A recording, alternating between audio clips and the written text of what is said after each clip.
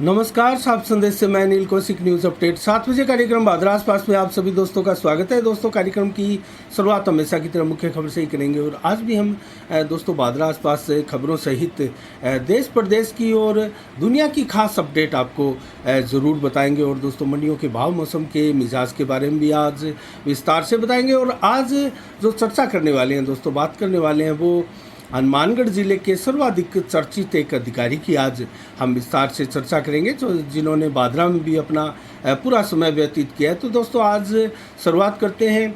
क्या विशेष दिवस है? 25 मई को 2005 में दोस्तों अभिनेता सुनील दत्त, जो कि कांग्रेस के नेता भी रहे हैं, उनका निधन हुआ था आज 25 मई को 2005 को। इसके अलावा जो आपने सुना होगा, लक्ष्मीकांत प्यारेलाल की, और महान संगीतकार थे और ऐसी जोड़ी थी जिसका संगीत आपने ज़रूर सुना होगा। और दोस्तों, उनकी जोड़ी टूटी थी 1998 में और लक्ष्मीकांत का निधन हुआ था। तो इसके अलावा दोस्तों, आज विश्व थायराइड दिवस मनाया जाता है पूरे विश्व में। और दोस्तों, थायराइड की समस्या जो है पूरे विश्व में तेज़ी के साथ बढ़ती जा रही है और महिलाओं में इसको लेकर दोस्तों बहुत ज़्यादा गंभीर मामले पूरी दुनिया के सामने आ रहे हैं। दोस्तों, गर्दन में एक तितली की आकार की एक ग्रंथि ये होती है और जिसका काम है हार्मोन्स बनाना, और ये हार्मोन्स बनाकर हमारे खून के माध्यम से पूरे शरीर के सभी अंगों तक भेजती है। और सभी अंगों तक दोस्तों हार्मोन्स की खास ज़रूरत होती है, तो इसका बहुत महत्व है। लेकिन इसमें आजकल महिलाओं को लेकर तो बहुत ज़्यादा शिकायतें सामने आ रही है कि हार्मोन्स की कमी, थायराइड ग्रंथि जो है गर्दन के अंदर दोस्तों, उसके कहीं ना कहीं सही तरीके से काम नहीं करने की जो बीमारी है, और उसको लेकर आज दोस्तों, आज के दिन जो है इसको लेकर जागरूक किया जाता है और किस प्रकार से इस थायराइड ग्रंथि को हम अच्छा रख सकते हैं और इसके अंदर सुधार कर सकते हैं।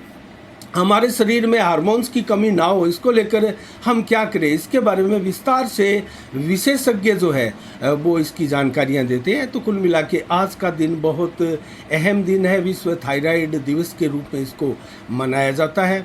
और इसके अलावा दोस्तों, हम बात करें तो आज दुनिया को दहला देने वाली खबर एक अमेरिका से आई दोस्तों। एक मात्र 18 वर्ष के बच्चे ने, जो कि बीमार था वीडियो गेम्स देखकर, मोबाइल में जो वीडियो गेम्स होते हैं दोस्तों कितने खतरनाक होते हैं, इसका आप अंदाज़ा भी नहीं लगा सकते। हम अपने घरों में भी बच्चों को अक्सर मोबाइल स्वयं देते हैं और उनको गेम खेलने की भी इजाज़त देते हैं, लेकिन दोस्तों ये कितने खतरनाक साबित हो सकते हैं, इसका एक जीता जागता उदाहरण आज अमेरिका में टक्साल शहर से दोस्तों देखने को आया।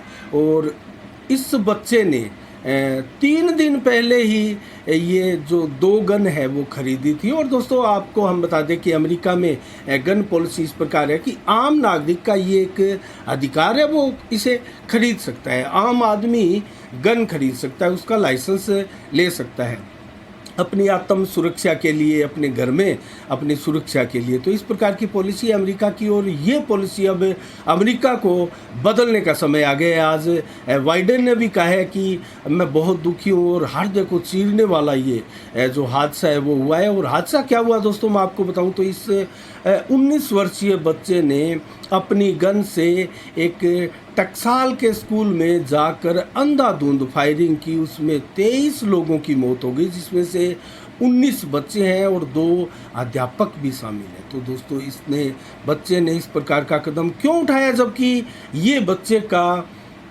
जन्म दिवस भी था दोस्तों। आज 18वां जन्म दिवस भी था, और अपने जन्म दिवस के अवसर पर इस प्रकार की बहुत बड़ी क्रूरता करना दोस्तों, ये बाइडेन ने तो इसको नरसंहार की संज्ञा दी है। और ये भी कहा है कि अब समय आ गया है कि इसके ऊपर हम विस्तार से सोचें, इस नीति के ऊपर जो गन नीति अमेरिका की है। दोस्तों, अपनी दादी को गोली मार कर आया था ये बच्चा, और जहां स्कूल था उससे कुछ दूरी पर अपनी गाड़ी को खड़ा किया। मात्र 18 साल का बच्चा है दोस्तों, साल्वाडोर रामोस इसका नाम था, और मात्र 18 वर्ष की उम्र में कितना बड़ा अपराध इसने कर दिया, इसको एहसास भी नहीं हुआ कि। और दोस्तों, ये बीमार कैसे था, ये दरअसल बैटल गेम देखने का शौकीन था मोबाइल में, और कई बार गुस्से में अपने चेहरे पे स्केच भी बना लेता था। और जो इंस्टाग्राम पर है वो 3 दिन पहले ही एक पोस्ट भी इसने डाली थी अपने हथियारों के साथ। और इसके अलावा दोस्तों इसकी जो हैबिट है उससे निकल कर आ रहा है कि मोबाइल में ये वीडियो गेम देखते हुए काफ़ी जो है एग्रेसिव, एक प्रकार से आक्रामक हो जाता था, और स्कूल में किसी से बोलता, ज़्यादा बात नहीं करता था। इस प्रकार की एक बीमारी जो वीडियो गेम देखकर इसको लग गई थी। और वीडियो गेम जो बच्चे देखते हैं दोस्तों, मैं आपको बताऊं तो उनमें एक जुनून हो जाता है उस काम को करने के लिए। जो वीडियो गेम देखते हैं उसके अंदर आगे की स्टेज किस प्रकार से बच्चे पार करते जाते हैं, एक स्टेज पार करने के बाद में अगली स्टेज को पार करने का उनमें जुनून पैदा होता है। और दोस्तों यहीं से जब वो स्टेज को पार नहीं कर पाते और ऐसे ऐसे उसमें राउंड होते हैं दोस्तों, कहीं ना कहीं ये गेम भी इस प्रकार के अपराध को बढ़ावा देने के लिए कारगर सिद्ध हो रहे हैं। और उनको रोकना होगा, और हमें अपने बच्चों को ध्यान रखना होगा दोस्तों। जब आप अपने बच्चों का मोबाइल छीनते हैं तो किस प्रकार से वो क्रोधित हो जाता है। तो दोस्तों बच्चों को मोबाइल दे तो कम से कम ध्यान रखें इस प्रकार के बैटल गेम वो इसमें ना खेले। लगभग 23 लोगों की दोस्तों इसमें मौत हुई है, और पूरी अमेरिका सहित दुनिया के देशों में इसको लेकर जो है एक बहस छिड़ी है, और भारत में भी इसको लेकर चिंताएं व्यक्त की जा चुकी है। क्योंकि दोस्तों इस प्रकार के बैटल गेम जो वीडियो मोबाइल में है वो सबसे ज़्यादा अगर देखा जाए तो भारत में भी खेले जा रहे हैं बच्चों द्वारा। तो ये बहुत बड़ी खबर है। इसके अलावा दोस्तों जो नौहर प्रकरण हुआ था, एक जो विश्व हिंदू परिषद के अध्यक्ष से सतवीर सहारण, उनके साथ मारपीट हुई थी, उसके बाद में जो प्रकरण चला था और धारा 144 लगा दी गई थी और वो मामला था, उसमें दोस्तों हिंदू संगठनों का आरोप था कि हिंदू संगठनों के लोगों को इसमें टारगेट बनाया जा रहा है और पुलिस एक पक्षीय कार्रवाई कर रही है। तो इस प्रकार के मुकदमे भी दर्ज किए गए थे। स्वयं सतवीर सहारण के ऊपर भी मुकदमा था दोस्तों। इसमें राकेश जोशी, सुनील बेनीवाल आदि कई इसमें बनाए गए थे मुजरिम। उनकी आज हाईकोर्ट से दोस्तों जमानत हो चुकी है। और इसके अलावा दोस्तों मेलिया गांव में जो 10-15 दिन पूर्व जो अतिक्रमण तोड़ने की घटनाएं हुई थी, एक प्रकार से प्रशासन ने अतिक्रमण तोड़े थे दलितों के मकान में, जो है वो ग्राम पंचायत के द्वारा दोस्तों इसमें निर्धारित किया गया था कि ये अतिक्रमण है। और किस प्रकार से ये अतिक्रमण निर्धारित किए गए थे, क्योंकि ये जो पुरानी बस्ती थी दोस्तों, यहाँ किसी का भी पट्टा नहीं था। और आज संजीव बेनीवाल ने इस क्षेत्र का दौरा किया और उनके जो घर में भी पहुँचे, उनकी बस्ती में भी पहुँचे और टूटे हुए सारे अतिक्रमणों को बारीकी से देखा। और उसी चौक में पीपल के नीचे जो है एक सभा भी की और बड़ी संख्या में ग्रामीण इस अवसर पर उपस्थित भी हुए। और वहाँ संजीव बेनीवाल ने आश्वासन भी दिया कि हम आपके साथ हैं, और आपके साथ जिस प्रकार से एक राजनीतिक रंजिश के साथ ये जो घटनाओं को अंजाम दिया गया, घरों को तोड़ा गया, उसके अंदर हम आपके साथ हैं और आपकी आवाज़ को बुलंद करेंगे और इसको लेकर आगे हम जो है धरना प्रदर्शन या आंदोलन करना पड़ा तो उससे भी नहीं चुकेंगे। तो दोस्तों बड़ी संख्या में आज ग्रामीण संजीव बेनीवाल के साथ खड़े हुए और दलितों के मकान पर इस प्रकार से अतिक्रमण को तोड़ने के बहाने रंजिश निकालने की, राजनीतिक रंजिश निकालने की जो घटना हुई थी उसकी निंदा भी आज की।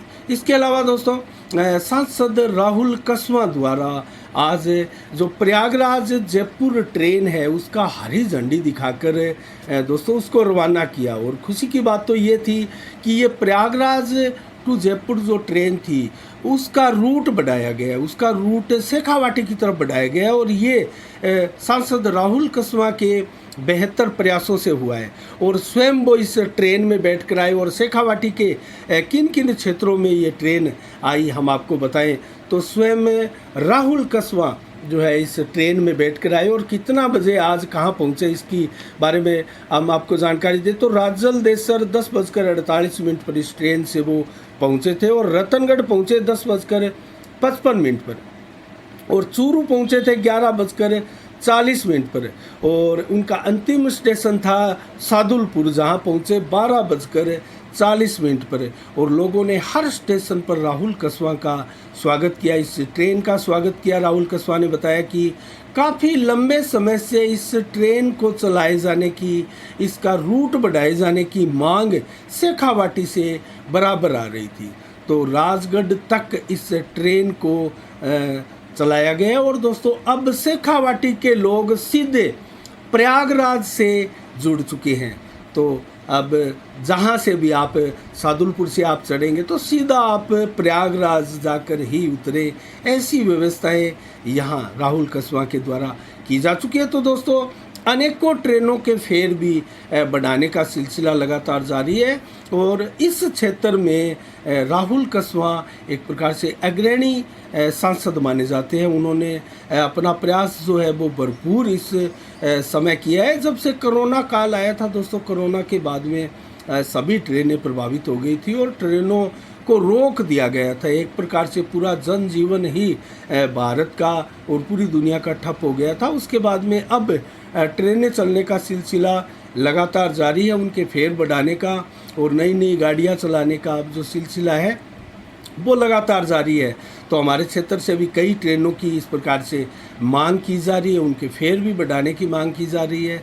तो राहुल कसवां के इस कदम की क्षेत्र में, विशेषकर शेखावाटी क्षेत्र में प्रशंसा की जा रही है। इसके अलावा दोस्तों हम बात करें, आज यासीन मलिक को सज़ा सुनाई जानी थी, और 4 बजे दोस्तों NAI की विशेष कोर्ट में, जिसमें पहले ही उसको मुजरिम करार दिया जा चुका था, यासीन मलिक को, जो कि अलगाववादी नेता है जम्मू कश्मीर के। और इस दिन का इंतज़ार दोस्तों पूरे कश्मीरी पंडित भी कर रहे होंगे, क्योंकि ये उनका भी गुनहगार था और टेरर फंडिंग में इनका दोष जो है वो साबित हुआ, और उसके बाद में उन्होंने खुद अपना गुनाह भी कबूल कर लिया गया था। और आज देर शाम तक जो है कोर्ट की कार्रवाई चलती रही, पूरे देश में अलर्ट, और जम्मू कश्मीर में विशेष तौर से इसको लेकर अलर्ट बुलाया जा चुका है। और जो लाल चौक है जम्मू कश्मीर श्रीनगर का दोस्तों, वहाँ करोड़ों की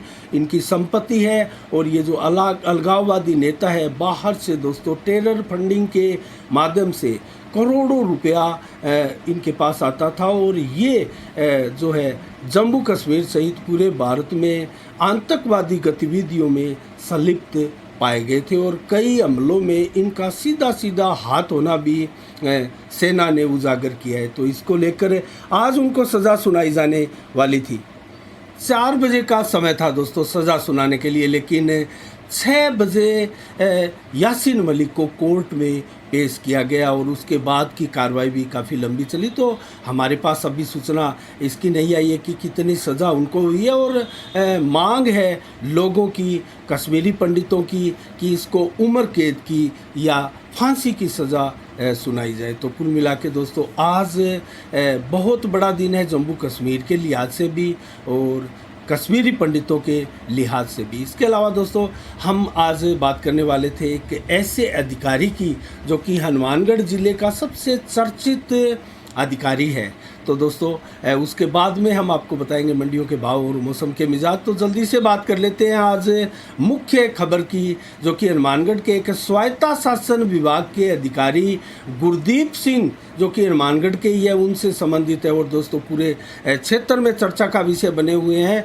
अपनी माता के निधन के बाद हनुमानगढ़ में दोस्तों अनुकंपा के आधार पर 1984 में सरकारी सेवा में इनकी नियुक्ति हुई, उन्होंने नियुक्ति ली, और इसके बाद में दोस्तों काफ़ी वर्षों तक ये नौकरी करते रहे। लेकिन अब ये मामला जो है वो काफ़ी चर्चा में है, और किस प्रकार से सरकार को अंधेरे में रखकर और कागज़ों की हेर फेर करके जो है इन्होंने अनुकंपा पर जो है वो नौकरी हासिल की है। इसको लेकर दोस्तों मैं आपको कानून का अगर बताऊं तो आश्रितों की भर्ती नियम 1975 के बिंदु 5 व 6 में इस स्पष्ट है, और उनके अनुसार अगर देखें तो ये उनकी पालना नहीं की गई है और कहीं ना कहीं कागज़ों के अधूरेपन को रखकर नौकरी पाली गई है। और पिता के रहते कोई भी माता पर आश्रित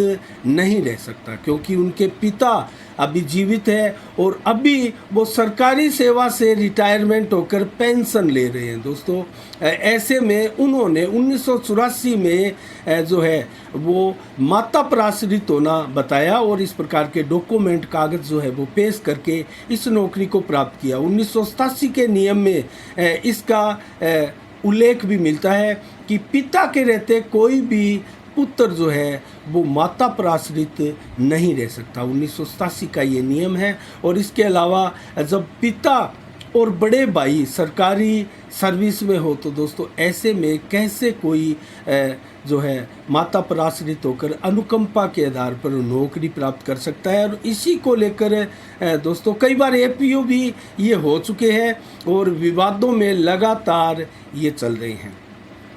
उनके पिता का नाम चंद्र सिंह है, जो कि सरकारी सेवा में अभी रिटायरमेंट होकर पेंशन ले रहे हैं।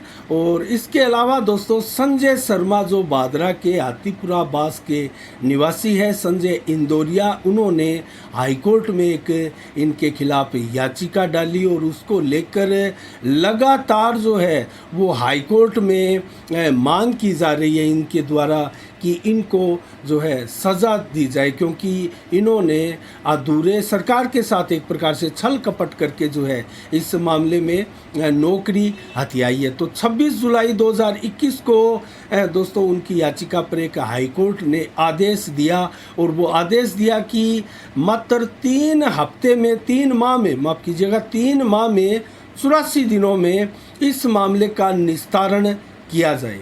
ये स्वायत्ता शासन विभाग को आदेश दिया गया हाईकोर्ट द्वारा। इसके बाद में दोस्तों कोई कार्रवाई नहीं हुई। जब 84 दिन भी बीत चुके थे, 3 माह भी बीत चुके थे, उसके बाद में अवमानना की कार्रवाई की गई। और अवमानना की जिस प्रकार से कार्रवाई हुई उसके बाद में स्वायत्ता शासन विभाग ने जो है कार्रवाई करते हुए 16 CCA का नोटिस गुरदीप सिंह को थमा दिया गया।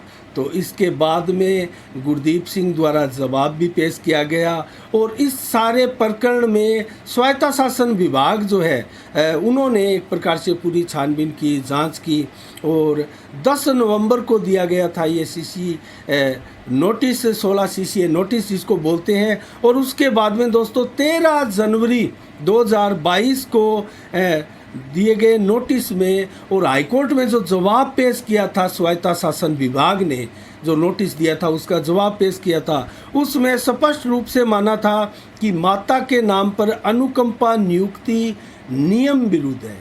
और ये नियम जो है वो हमने आपको बताया 1975 के बिंदु 5 व 6 की पालना इसमें नहीं की गई है।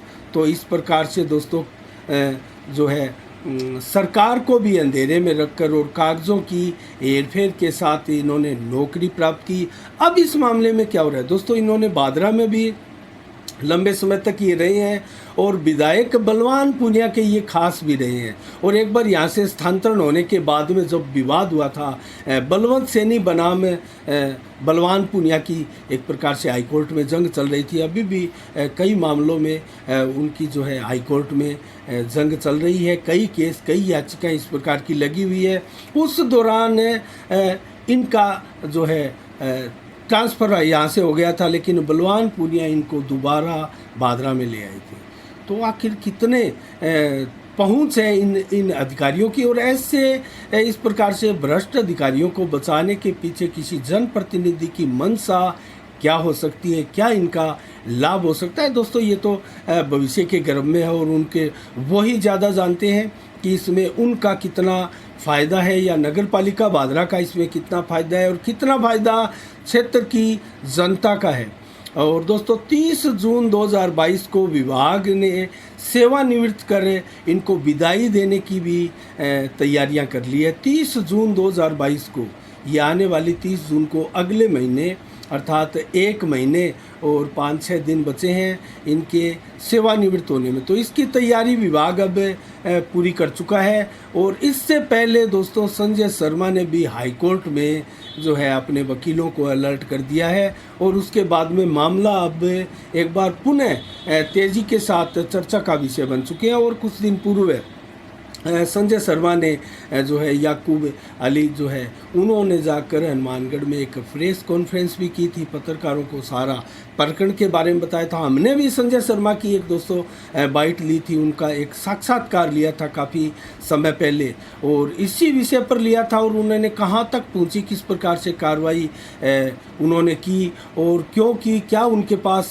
प्रलोभन आए या नहीं आए, इन सारे सवालों का जो है हम जो उनसे संजय शर्मा से सवाल किए थे। और संजय शर्मा ने बड़ी बेबाकी के साथ बातचीत की और बड़ी लगन और एक प्रकार से संजय शर्मा साफ कहते हैं कि क्षेत्र की जनता का ये मुद्दा है और जो जनता के साथ छल करे, सरकार के साथ छल करे, ऐसे आदमी के विरुद्ध हम जो है कानूनी लड़ाई अंतिम समय तक लड़ते रहेंगे। मेरे ऊपर दबाव भी आए हैं, ऐसा भी उन्होंने कहा। और मेरे पास धमकियों के अलावा भी अनेक हथकंडे अपनाए जा रहे हैं कि कहीं ना कहीं संजय शर्मा जो है अपनी याचिका हाईकोर्ट से वापस ले ले।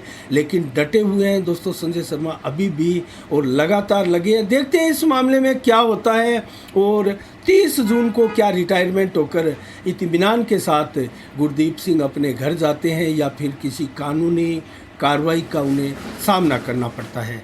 तो देखते हैं दोस्तों स्वायत्ता शासन विभाग, उसके बाद में बादरा से बालोतरा में भी स्वायत्ता शासन विभाग ने इनकी जो है स्थानांतरण किया था दोस्तों। और स्वयं उससे पहले स्वायत्ता शासन विभाग ये मान भी चुका था कि इन्होंने अनुकंपा में जो है वो नौकरी प्राप्त की थी, उसमें नियमों की अनदेखी की है। उसके बाद में भी उनका स्थानांतरण भी होता रहा और कोई कार्रवाई भी उनके विरुद्ध स्वायत्ता शासन विभाग द्वारा नहीं की जा रही है। तो कितने ताकतवर होंगे इसका अंदाज़ा आप लगा सकते हैं। तो दोस्तों ये रही आज की खास समीक्षा।